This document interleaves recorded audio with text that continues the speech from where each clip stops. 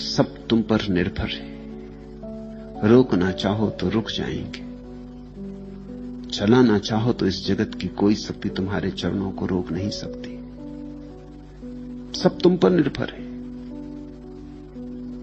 तुम ही रुकते हो, तुम ही चलते हो। न कोई चलाता है, न कोई रोकता है। अपने उत्तरदायित्व को समझो। यही तो बुद्ध का अंतिम वचन था, अपो दीपो भव, अपने दिए बनो।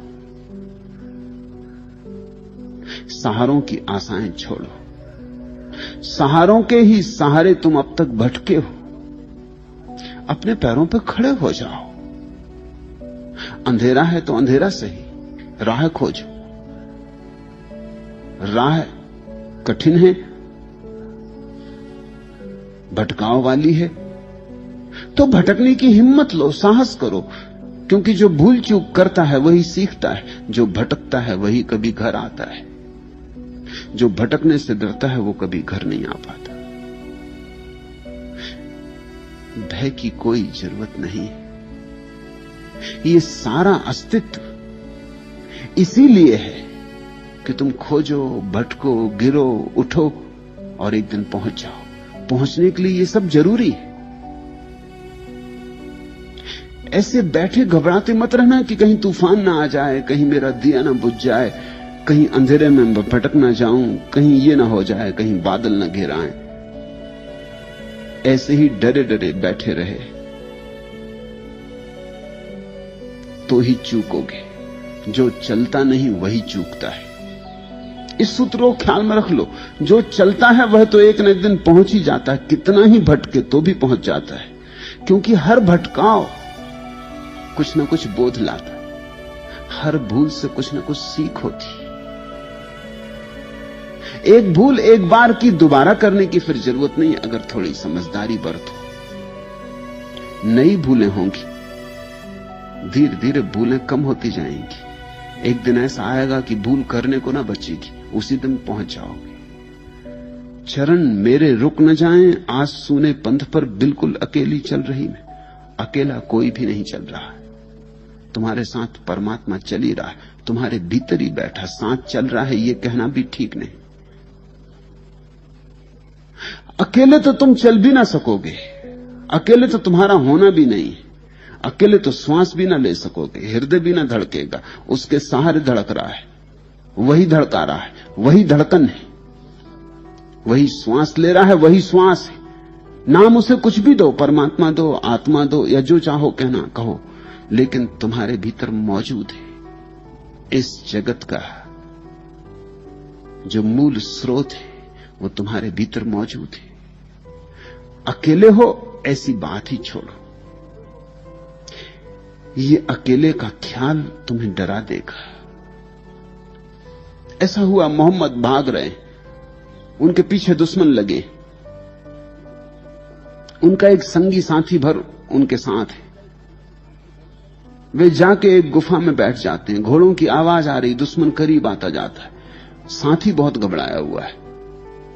अंततः उसने कहा, हजरत आप बड़े शांत दिखाई पड़ रहे हैं, मुझे बहुत डर लग रहा है, मेरे हाथ पैर कप रहे हैं, घोड़ों की टापें करीब आती जा रही, दुश्मन करीब आ रहा और ज्यादा देर नहीं है, मौत हमारी करीब है, आप निश्चिंत बैठे। हम 2 हैं, वो 1000 हैं, आप निश्चिंत क्यों बैठे? मोहम्मद हंसे और मोहम्मद ने कहा, हम 3 हैं, 2 नहीं। उस आदमी ने चारों तरफ गुफा में देखा कि कोई और भी छिपा है क्या। मोहम्मद ने कहा, यहां वहां मत देखो, आंख बंद करो, भीतर देखो, हम 3 हैं और वो जो एक है वो सर्वशक्तिमान है। फिक्र ना करो, निश्चिंत रहो। उसकी मर्जी होगी तो मरेंगे और उसकी मर्जी से मरने में बड़ा सुख है। उसकी मर्जी होगी तो बचेंगे, उसकी मर्जी से जीने में सुख है। अपनी मर्जी से जीने में भी सुख नहीं, उसकी मर्जी से मरने में भी सुख है। इसलिए मैं निश्चिंत हूं कि जो करेगा ठीक ही करेगा, जो होगा ठीक ही होगा। इसलिए मेरी श्रद्धा नहीं डगमगाती। तूने ये बात ठीक नहीं कही कि हम 2 हैं, 3 हैं, और हम 2 एक दिन नहीं थे और एक दिन फिर नहीं हो जाएंगे। वो जो तीसरा है हमसे पहले भी था, हमारे साथ भी है, हमारे बाद भी होगा। वही है हमारा होना तो सागर में तरंगों की तरह। लेकिन उस साथी को भरोसा नहीं आता। उसने कहा ये दर्शन शास्त्र की बातें हैं, ये धर्मशास्त्र की बातें, आप ठीक कह रहे होंगे, मगर इधर खतरा जान को है। पर वही हुआ जो मोहम्मद ने कहा था। घोड़ों की टापों की आवाज बढ़ती गई, फिर एक क्षण आया, रुकी और फिर दूर होने लगी। दुश्मन ने यह रास्ता थोड़ी दूर तक तो पार किया, फिर सोच के कि नहीं, इस रास्ते पर वो नहीं गए हैं, दूसरे रास्ते पर दुश्मन मुड़ गए। मोहम्मद ने कहा देखते हो, उसकी मर्जी है तो जिएंगे, अपनी मर्जी से यहां जीने में सिर्फ जद्दोजहद है, उसकी मर्जी से जीने में बड़ा रस है। और जब मैं तुमसे कहता हूं उसकी मर्जी, तो मैं यही कह रहा हूं कि तुम्हारे अंतरतम की मर्जी, वह कोई दूर नहीं, दूसरा नहीं। तो ये तो ख्याल छोड़ ही दो कि चरण मेरे रुक न जाएं, आज सुने पंथ पर बिल्कुल अकेली चल रही मैं, बिल्कुल अकेला कोई भी नहीं। मजा तो ऐसा है कि जब तुम बिल्कुल अकेले हो जाओगे तभी पता चलता है कि अरे मैं अकेला नहीं हूं। जिस दिन जानोगे, न पत्नी मेरी, न पति मेरा, न भाई, न मित्र, कोई मेरा नहीं, उस दिन अचानक तुम पाओगे कि एक परम संगी साथी जो भीतर चुपचाप खड़ा था। तुम भीड़ में खोए थे इसलिए चुपचाप खड़ा था, तुम भीड़ से भीतर लौट आए तो उससे मिलन हो गया। तुम बाहर संगी साथी खोज रहे थे इसलिए भीतर के संगी साथी का पता नहीं चल रहा था। दूर मंजिल कौन जाने कब मिले मुझको किनारा, यह बात भी गलत है। मंजिल बिल्कुल पास है, इतनी पास है इसलिए दिखाई नहीं पड़ती। दूर की चीजें तो लोग देखने में बड़े कुशल हैं, पास की चीजें देखने में बड़े अकुशल हैं। दूर के चांतारे तो दिखाई पड़ जाते। मुल्ला नसरुद्दीन पर अदालत में एक मुकदमा था, एक हत्या हो गई थी उसके पड़ोस में, और उससे पूछा गया कि तुमने यह हत्या देखी? उसने कहा मैंने देखी। पूछा तुम कितनी दूर थे? उसने कहा 1 फरलांग के करीब। मजिस्ट्रेट ने कहा कि रात में अंधेरे में 1 फरलांग दूर से तुमने यह हत्या देख ली?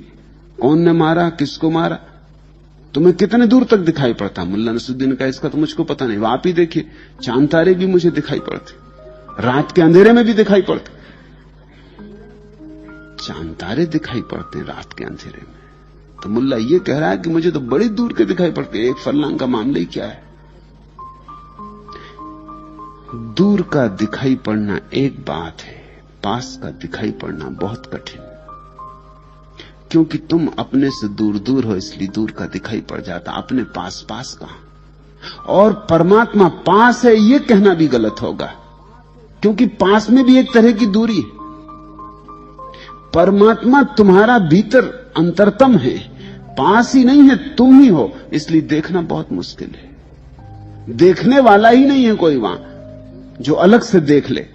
इसलिए तो जो जानते हैं उन्होंने कहा दृश्य की तरह परमात्मा कभी दिखाई नहीं पड़ता, दृश्य तो दूर होता है, परमात्मा का अनुभव होता है जब तुम दृष्टा हो जाते।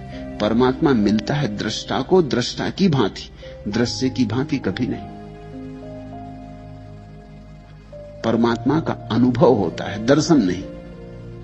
जो कहते हैं हमें परमात्मा का दर्शन हुआ वो गलत ही बात कहते हैं। दर्शन तो पराये का हो सकता है, स्वयं का कैसे दर्शन होगा? स्वयं के दर्शन का कोई उपाय नहीं। आत्मदर्शन शब्द भी गलत है। आत्म अनुभूति होती है, दर्शन नहीं होता। दर्शन का तो मतलब 2 हो गए, दृष्टा और दृश्य, और वहां तो एक ही है, वहां कोई दृष्टा नहीं, कोई दृश्य नहीं। तो एक पुलक होती, एक भाव दशा होती जिसको बुद्ध संवेग कहते, एक संवेग होता है। तुम जान लेते हो बिना जाने, पहचान लेते हो बिना पहचाने, सामने कोई दिखाई नहीं पड़ता। असल में तो जब सामने कुछ भी नहीं दिखाई पड़ता, जब सब दृश्य खो जाते, सब विषय वस्तु मस्तिष्क से विलीन हो जाती, जब तुम विराट शून्य में खड़े हो जाते हो, देखने को कुछ भी नहीं होता, तभी देखने की ऊर्जा अपने पर लौटती। बाहर कोई स्थान नहीं मिलता ठहरने को, तो अपने पर लौट आती।